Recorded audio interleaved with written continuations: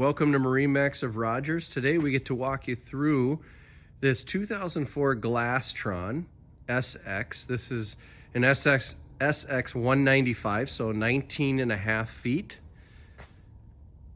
This obviously comes with the trailer. The boat has 290 hours on it, so fairly low hours for a 2004. White hull side. This comes with the Volvo drive, and this is a 5.0 liter Volvo. So a lot of power for a smaller boat. We got the nice swim platform, sun pad up on top. So let's go to the interior and take a closer look. All right, so we're gonna start with the bow.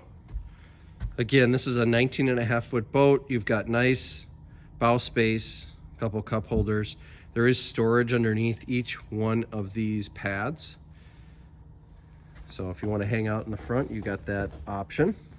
And as I turn around, pretty basic for these boats in 04. Smaller boats, got 2 captain's chairs, got nice bench seating.